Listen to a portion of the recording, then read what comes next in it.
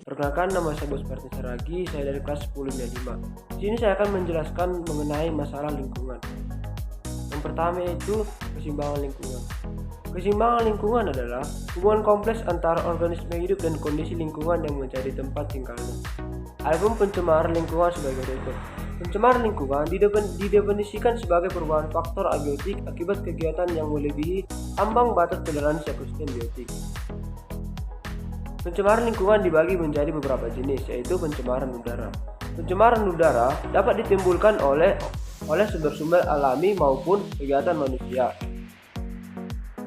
Berdasarkan substansinya, pencemaran udara dapat dibedakan menjadi dua, yaitu pencemaran primer dan pencemaran sekunder. Pencemaran primer adalah substansi pencemaran yang ditimbulkan langsung dari sumber pencemaran udara, contohnya karbon monoksida atau CO yang merupakan hasil dari pembakaran.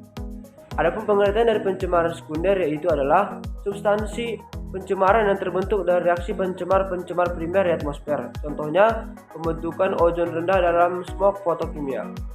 Nah, yang selanjutnya yaitu pencemaran air. Pencemaran air dapat disebabkan oleh beberapa hal, baik secara langsung ataupun tidak langsung.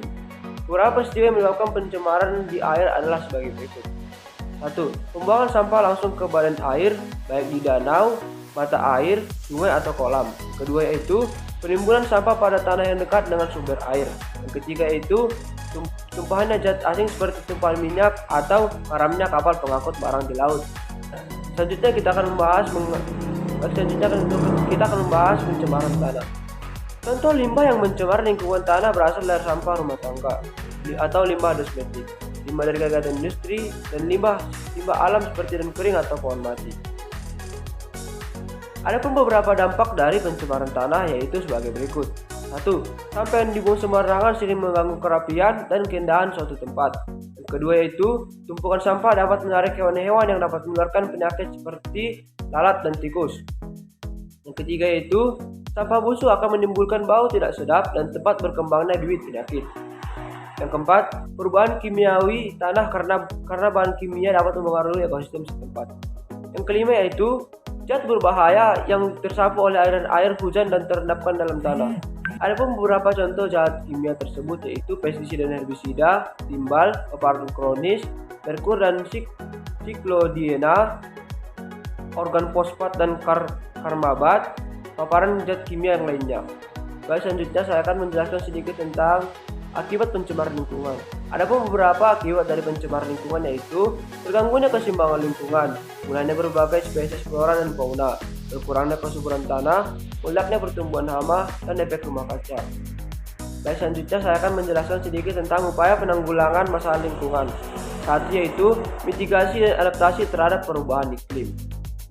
Ada 4 prinsip dalam mitigasi yaitu 1. Eliminasi dengan cara menghindari penggunaan alat-alat penghasil emisi gas rumah kaca, misalnya mengganti bola lampu pijar dengan lampu LED yang lebih hemat energi. Yang kedua itu pengurangan dengan cara mengganti peralatan lama dan mengoptimalkan alat yang sudah ada, misalnya dengan mematikan alat-alat listrik yang sudah tidak terpakai. 3. Substitusi dengan beralih menggunakan energi terbarukan seperti tenaga angin, air, dan bioenergi sebagai pengganti bahan bakar fosil. Yang terakhir itu offset dengan menggunakan reboisasi. Yang kedua yaitu 3R, reduce, reuse, recycle. Reduce berarti mengurangi segala sesuatu yang mengakibatkan sampah. Dan reuse berarti menggunakan kembali sampah yang masih dapat digunakan untuk fungsi yang sama ataupun fungsi lainnya. Yang terakhir yaitu recycle berarti mengelola kembali atau daur ulang sampah menjadi barang atau produk yang bermanfaat.